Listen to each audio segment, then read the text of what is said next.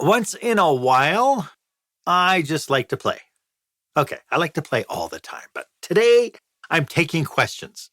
I've amalgamated a bunch of questions I've received over the year and thought if the person I was speaking to had these questions, perhaps you do as well. So that's what we're talking about today on Experience Leadership. Welcome to Experience Leadership, a podcast that challenges small business owners and entrepreneurs, just like you, to dare to be the exception. Join our host, customer experience expert Marc Haine, as he uncovers relevant and timely content to help you script and direct your business and teams to create jaw-dropping experiences your customers and staff deserve.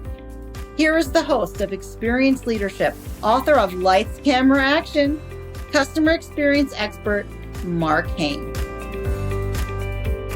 Welcome to this episode. I am your host, customer and employee experience strategist, Marc Haine. I am so glad that you're here today because today I will be taking your questions live. But since I typically only get 3 to 5 people watching live each week, I have a list of questions that I've taken from conversations and coaching sessions I've had all year. If you'd like something deeper, if something resonates with you, I do offer a 30-minute complimentary coaching session. Go ahead and book a time that works for you on my online calendar at meetwith.marchaine.com. You know, our world is in a constant flux. As leaders, we must be lifelong learners. Otherwise, the reality of current conditions will quickly make us obsolete. We are seeing that now with Gen Zs in the workforce, and in 2025, Generation Alpha will be a critical mass with new conditions, new expectations, and new needs. And I'm speaking from both the customer and the employee perspective. The bottom line is that if we are not constantly challenging ourselves, we will be relegated to the majority of frontline managers who are constantly exclaiming, "These kids these days!" So today, I'm fielding questions. If you are watching live, please go ahead and put them in the comment box. I will be watching for comments, and I will make those the priority. So let's get started. Before we get into that, though, I have to ask you our question of the day.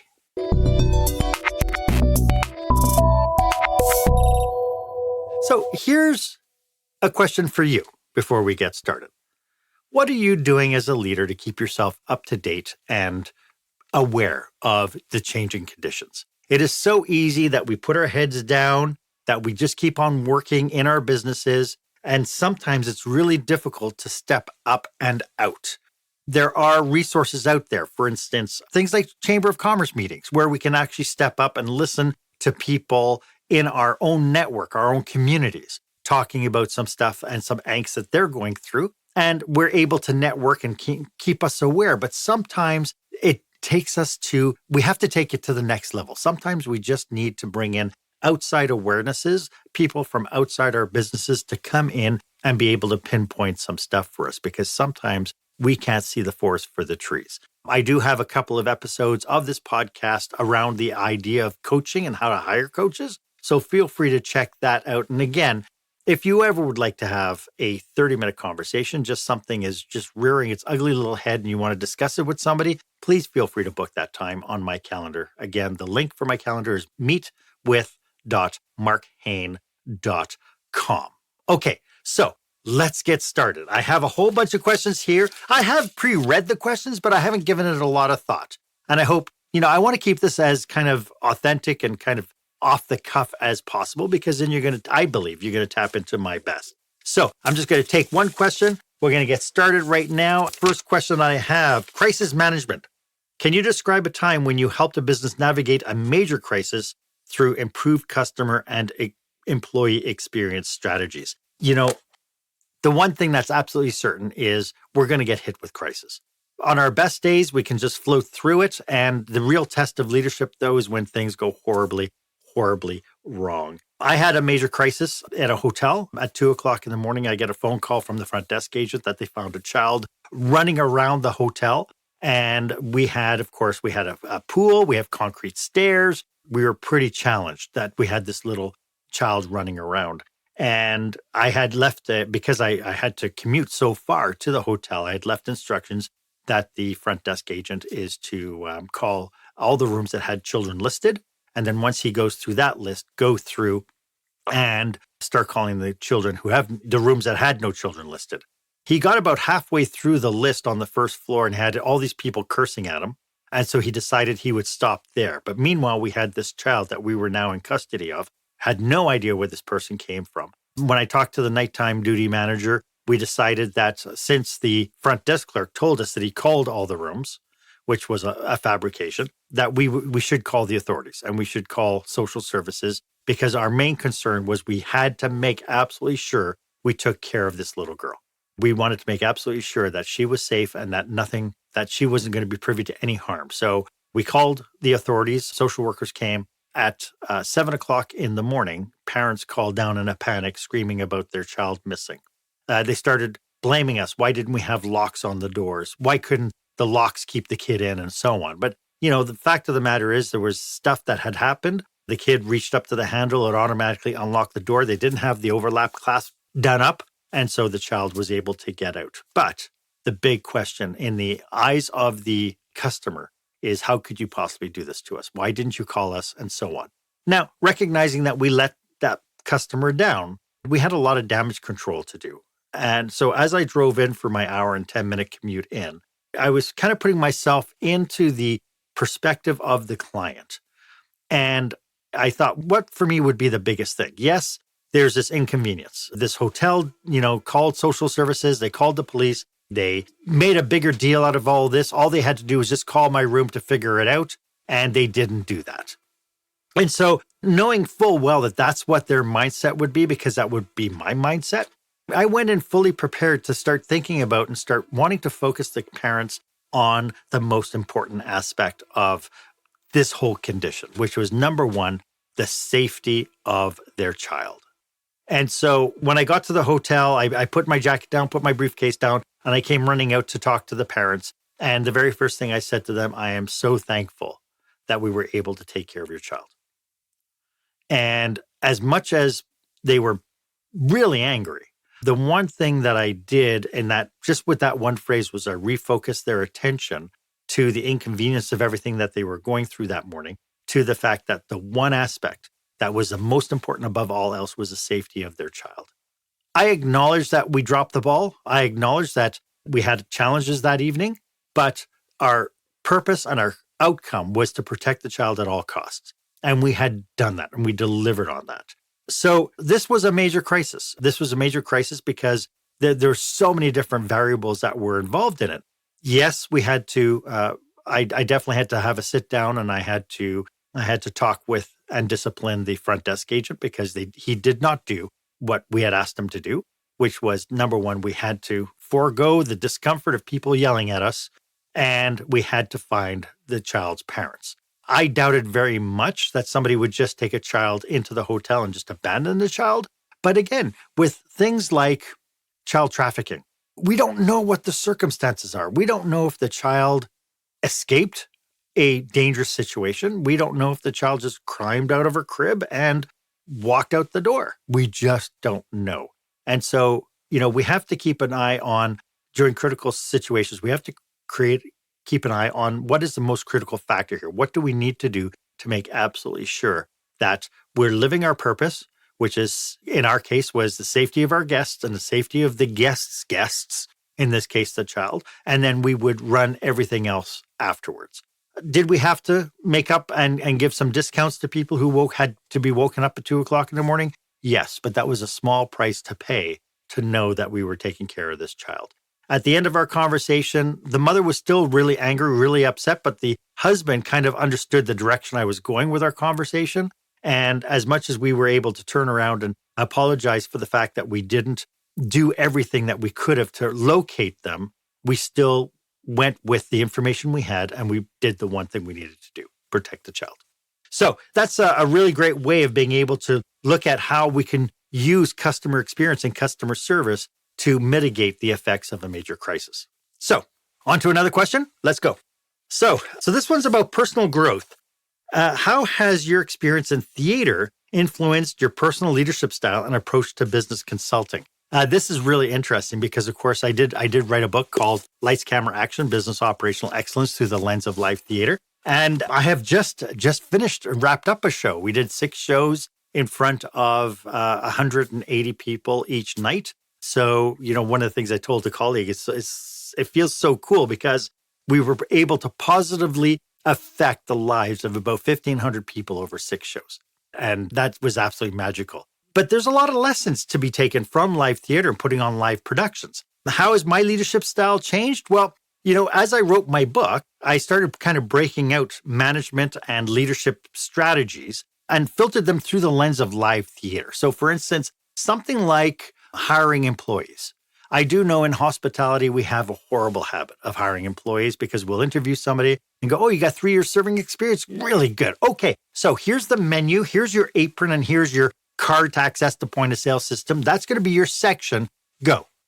And I thought, it's so funny because in theater, if we were to do auditions for a role and somebody came in and we see their resume and we look at it and go, oh, you got 10 years doing Shakespeare? Oh, so you're a really good actor then. If you could do Shakespeare for 10 years, you must be awesome. Okay, here's the script. Here's your costume. You go in 10.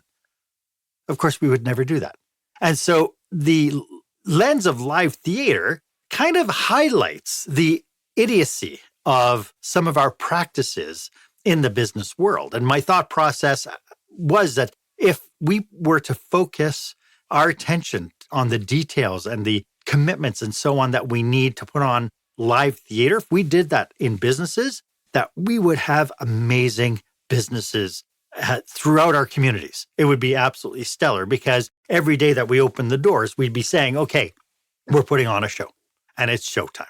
So I would say that this has putting together this book has been kind of a catalyst for me to reframe how I think about our interactions with my coaching clients, with the businesses that I coach through and help problem solve. So I think my personal leadership style is more understanding of the fact that, as a director of a live theater, we have to give directions, but then we also have to give notes. And the notes aren't knocking people over the head with a club. When we give people notes in theater, it's kind. It's recognizing what people do well and then giving them a point of improvement and give them a venue to be able to try something different and risk failing. And has been one of my biggest lessons, I think, writing the book, is this idea of the improv yes and eliminating the fear of failing. So many times we're so worried as business owners, what happens if the staff don't do their job? What happens if they try something and they fail? I always turn around and think, well, what did they learn? Because I bet you any money that when they made a mistake or when they tried something brand spanking new, that there was a realization of what could happen next to make it more of a reality, and we learned our lessons. Thomas Edison was asked by a reporter, Mr. Edison, what did it feel like to fail so many times in inventing the light bulb? And Edison looked at the young reporter and said, young man, it took me 1,000 times to figure out what I needed to do to invent the light bulb. Everything is evolutionary. In nature, everything is evolutionary. So why do we have this expectation that when we try something new for the very first time, we're going to knock it out of the park, right? So I challenge people now as a leader, I challenge people to look at their failures and start isolating and recognizing what they learned as part of their own evolution and whatever mistakes were made. So that's a kind of long-winded, isn't it? Okay, so why don't we take a quick break and we will be back right after this message. When the spotlight shines on your business, are customers applauding or yawning? In other words, how is your business performing?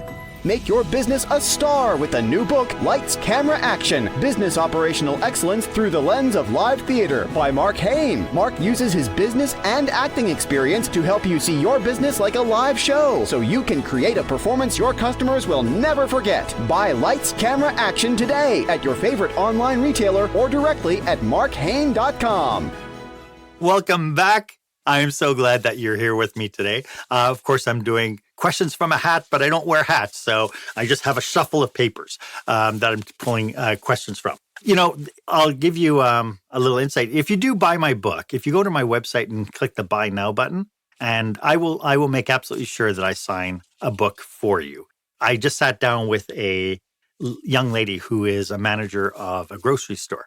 And I went through the book with her, and then she is now using the book, copies of the book, and she does a book club with all her frontline and middle managers to go through the lessons in the book. And then each week they get together, having read the chapter, to work through what they can do to apply this knowledge to the various departments within the grocery store and within the organization as a whole. And it's actually been rather magical transformation. Her name is Kim Kwok, and she's been doing this, and she's just been nominated, which is really thrilling. She's just been nominated as the Woman in Grocer for the year from the National Grocers Association here in Canada. So it's a very, very exciting time for her, but it just goes to show how powerful it is when we as leaders step up and make absolutely sure that we're taking what we learn and applying it and teaching and mentoring the people who report to us. So anyway, having said that, we have some more questions. What do you think? This one?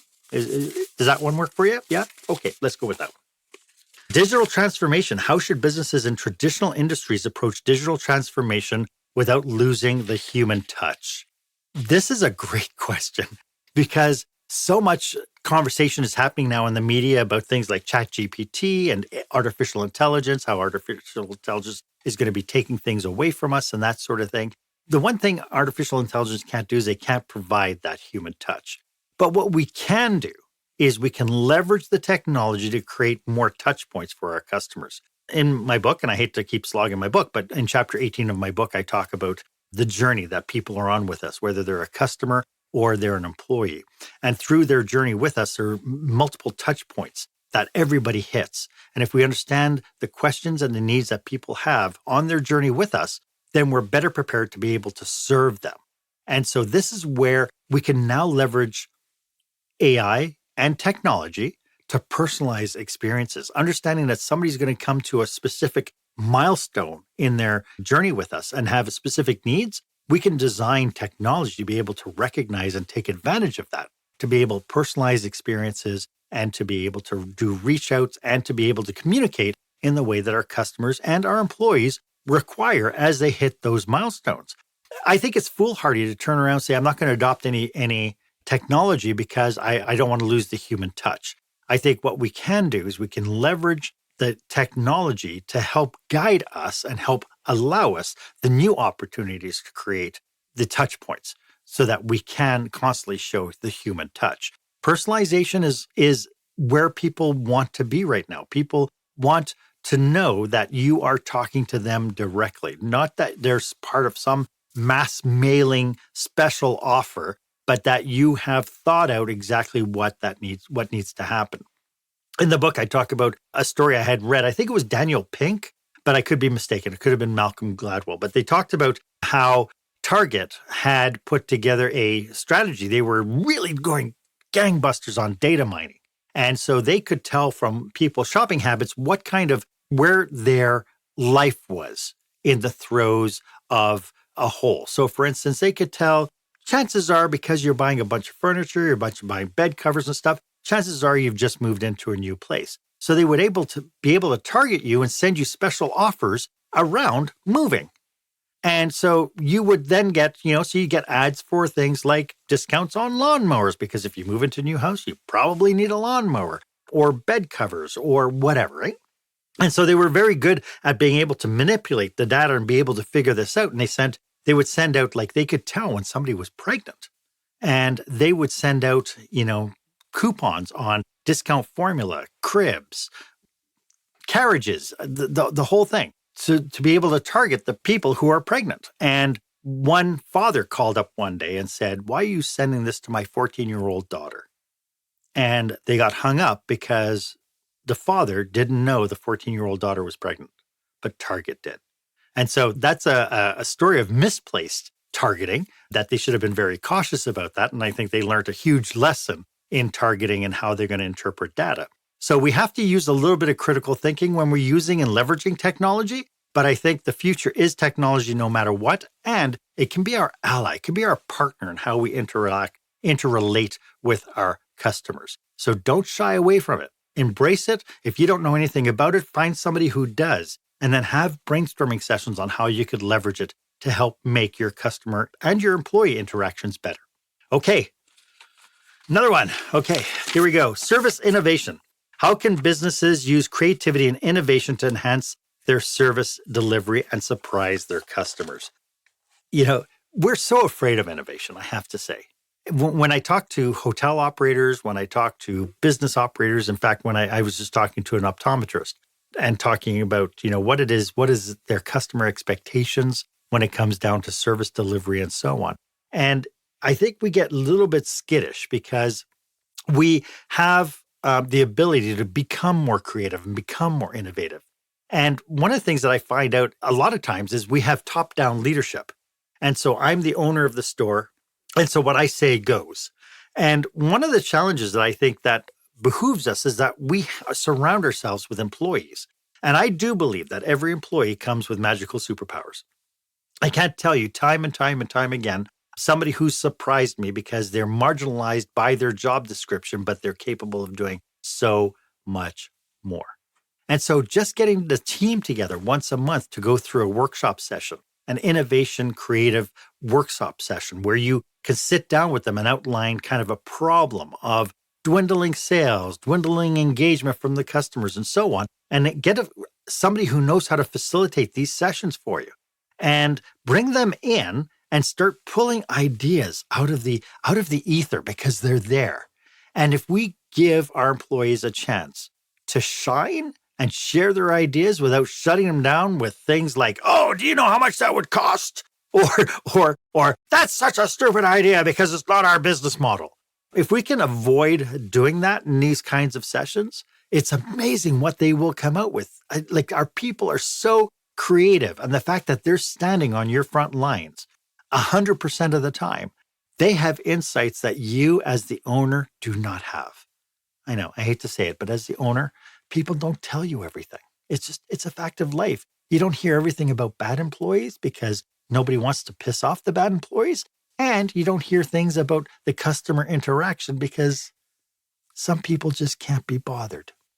It's a reality. So you bring these stakeholders together and you start with your employees, bring them together. And then when you start kind of churning out these ideas, you bring customers together and you start churning out ideas. And before you know it, you have so many creative, innovational ideas that people who know your business can help you define. And really, the outcome can be absolutely magical. It's amazing, but it does take the investment of bringing people together, bring in a facilitator, help pull those ideas out. And we do this with, like when I do the journey mapping exercises, I do this all with sticky notes. And we just pull ideas out of people's brains. And we tell people when we're doing it, there is no bad idea. Just throw stuff on it and see what happens. And it's amazing what happens when you say, hey, you know what? That might be something. Let's explore how that might work. And then from there, we can create a strategy and we can create ideas. Nothing is impossible. The only thing that's impossible is when we turn around and say, that's impossible. That's the only thing. So, okay. I think we have time for one more before we get to another break. Let's pick another one. I'm not looking. You see, I'm just picking at random. Here we go. I love doing this stuff. This is like playing for me. Operational excellence. Could you share an anecdote where applying principles of live theater dramatically improved business operations? There's so much. Share an anecdote where applying principles from live theater dramatically improved a business's operation. When I sit down, so I mentioned Kim Kwok just recently. So Kim was a young manager who 9 years ago stepped into a supervisory role. She was a really good employee. And they promoted her, saying to her, you're such a good employee. Why don't we make you a supervisor and you can teach everybody how to be as good as you? And for me, that usually spells kind of death, because what we're asking people to do when we promote them is we're asking people to take the skills that they have that made them a really great employee and then put them into a leadership role where they have no training as leaders and saying, just teach them how you were a good employee and that should work. The two are radically different skill sets. So part of what we did with one particular business was we went through this idea of if we wanted to take an actor in live theater and make them into a director, what skills would they need that's going to be different? I mean, obviously, as an actor, you have to be really good at taking direction. You have to be really good with acting and fulfilling the expectations on stage. But as a director, what needs to happen? And it's interesting when you kind of do that. Like just in me saying it right now, did you get an idea that the skill sets are entirely different? That directing actors on stage with a forethought of what the overall picture is going to be, what the overall production is going to look like, and so on. Can you see how the director having to go to an employee or to go to an actor and say, I need you to fulfill this ambition. I need you to work with the 6 other people on stage to be able to form this outcome. Well, we should be doing this with the leadership. Again, it would be ridiculous for me to go to somebody and say, hey, you're a good actor. I want you to become a director. Michael Jordan was a wonderful basketball player, but he was a lousy coach. But Michael Jordan's coach was a wonderful coach, but he was a lousy player. So to move people into roles, we need to create a skill development set. We need to take their skills that they do have and their curiosity on how to become better. And we need to leverage that by giving them the training, giving them the mentorship to be able to succeed. The outfall is if we don't do that, ultimately what happens is they get frustrated, the team gets frustrated, things start to fall apart, and sometimes you end up with dysfunctional corporate cultures, or worse, the person you just promoted will quit and go somewhere else. So that is, I think that covers kind of the, like at a 30,000 view thing, an anecdote about how live theater can affect our business. So I'm going to get a quick sip of tea and we'll be back right after this. Attention, meeting and event planners. Is your company or association planning a live or virtual conference, seminar, staff retreat? Are you looking for a fresh, energetic perspective on what it takes to put on a jaw-dropping experience for your customers or staff? Book customer experience expert Marc Haine for your next group event. Past participants have said, Marc kept us in stitches while teaching us how important and powerful actually designing our customer experience can be. Read more testimonials and find out how Marc can serve you and your group at marchaine.com. That's marchaine.com. Welcome. We are answering questions from the imaginary hat. We're answering different kinds of questions. I hope this is of value to you. As I suspected, there are no questions in the chat window. So I'm just going to keep pulling questions from this thing. I hope this has been valuable to you. Please do share this episode and ask questions, or if you need clarification on any point I've talked about thus far, put it in the comments on this show. And I'm more than happy to reach out to you or even type out a clarification statement based on what I've talked about thus far. So, okay, let's pick another one. What do you think? This one? Is this one a good one? Who knows? We won't know until we open it, right? Okay, customer experience evolution. How has customer experience management evolved over the past decade, and what are the key trends businesses need to adapt today? Oh my goodness, this is such a big question. I could probably do a whole podcast just on this. How has the customer experience management evolved over the past decade, and what are the key trends businesses need to adapt to today? I've already mentioned the importance of personalization. More than anything else, in the last 10 years, especially since COVID has come and gone. Well, hasn't really gone, but we were wholly affected by that level of change. And experience management for customers, towards the customer's expectations, to fulfill customer expectations, those have changed. Right now, we see that, let's say in the restaurant industry, that things like DoorDash and Uber Eats and all that sort of stuff are very much a prevalent transactional source now. They like the convenience of it. This was something that it took COVID to kind of really uncover. We did have delivery services before, but people are like, but why would we need it? And now that they've got it, and the restaurants are really focused to make sure that they give out a really top quality product that's going to stand the 20-minute commute or the 30-minute commute to the destination. People have now kind of relied on those instead of getting into their own cars and driving to the destinations. So, this idea of understanding how our clients will purchase from us, how they will want to interact from us, I think is probably the biggest key. And we did talk about leveraging technology to help make that happen. Our ability to adapt to our clients' needs, first and foremost, comes from understanding what those needs are. And so one of the things, again, I had just done a conference where with an organization to help them map out their member experiences. This was for an association. The same thing as I do for customer experiences. And when we map out the customer experience, we map out exactly where people are from being a prospect, what are the needs and the questions, and we map them out to what it takes for them to be a brand ambassador. We're able to really shake out and understand exactly what needs to happen at every step of the milestone.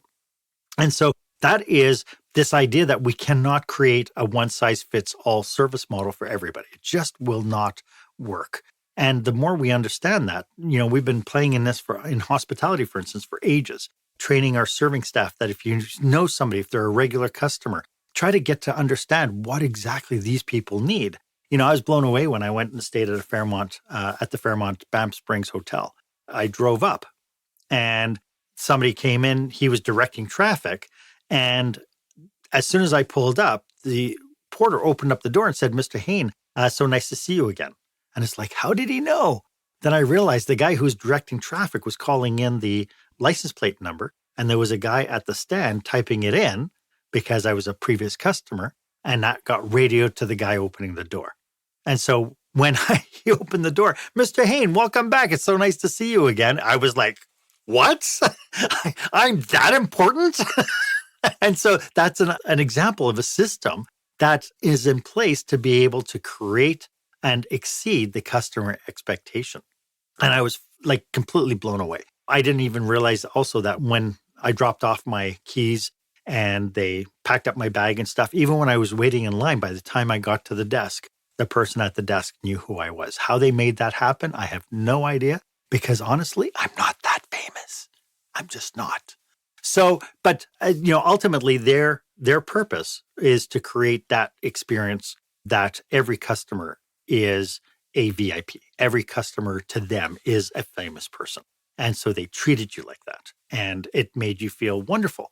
And it was a case study that I think a lot of businesses need to learn from is what can you do in the scope of your business operations to be able to recognize your repeat customers, understanding exactly what their preferences are and how they want to be interacted with. A lot of times, we go into the mall and you walk into a shop and right away somebody jumps on you and goes, "Can I help you with anything?" It's like, I've just walked in. Can you give me a second to digest this?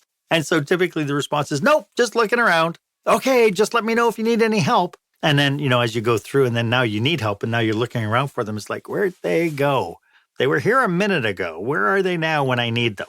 Right? So we have to understand the path of what each of the client wants. And I think being able to look at the trends in your industry, what is coming up, what are the innovations coming up, use webinars. There's so many different platforms out there coming up with new and exciting ideas of being able to connect with your audience, with your customers. Check out the webinars. Check out and see, this is like never before. We have access to information, access to new ways of doing things, new innovations and that sort of thing.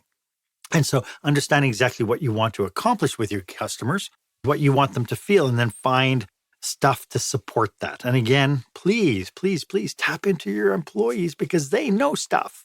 Okay, enough of standing on that soapbox. I think we have time for one more, and then we'll wrap up for the day.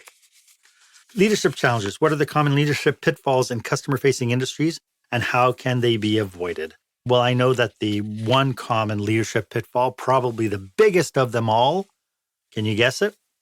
Lack of training. We're promoting people to leadership. Precious few of us have ever been trained in leadership.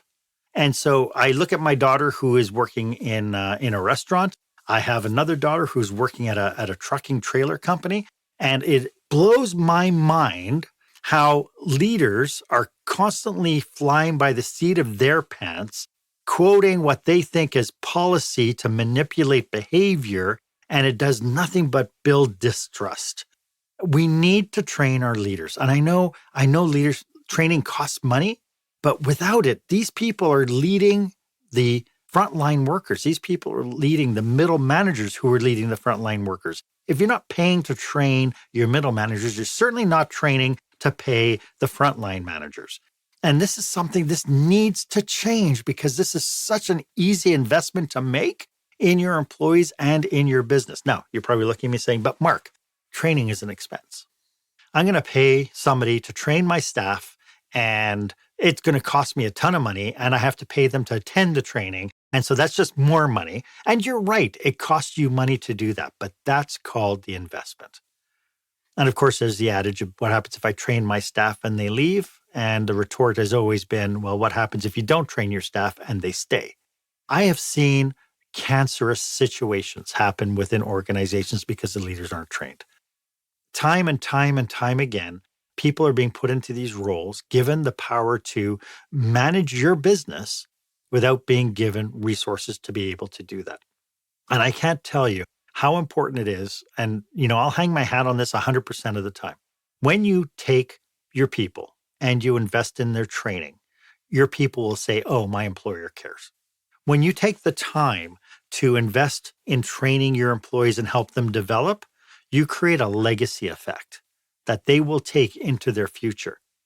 I have people, not to toot my own horn, but I have people who I've worked with 25 years ago, who every once in a blue moon will message me on Facebook and go, Mark, I remember a situation where you did this, this, and this, and that changed the kind of leader I became because of the way that you reacted to it. I remember a young supervisor telling me because I was talking about perception, something had happened, and I said, well, what is their perception? And she looked at me, she goes, I hate when you say that. And because it made her have to think critically about the situation. But she came back to me like 20 years later and goes, that lesson stayed with me the whole time. So whenever I get into a crisis situation, I have to take a look and say, what is the perception of the other people? And that's the magic of training. It leaves a legacy so that when people look back 20 years from now and they turn around and say, you know what, I so enjoyed working at ABC Company because my manager was my mentor. My manager was my coach. And that's the other best practice I would suggest in this junction, in this day and age. We need to take our managers, we need to not only train them to be leaders, we need to train them to be coaches.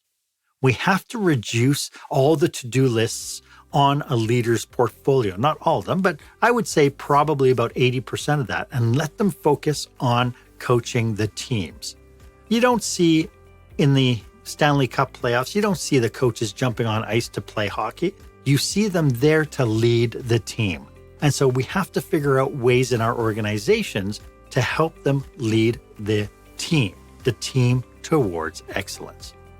I hope this has been valuable to you. I haven't even played with the screens or nothing.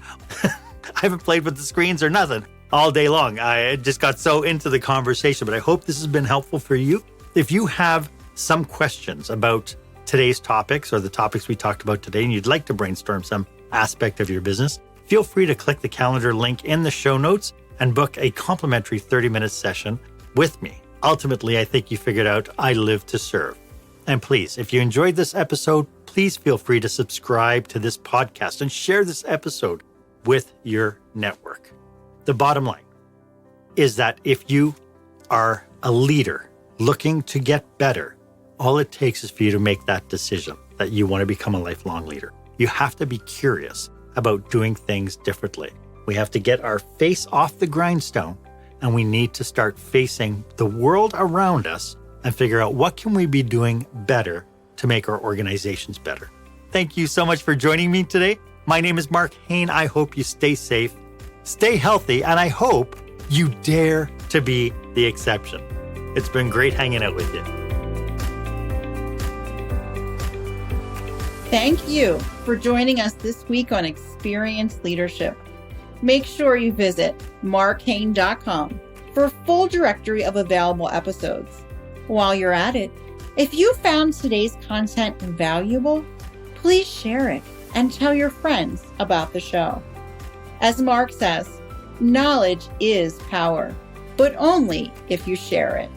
Be sure to tune in each week for the newest episode.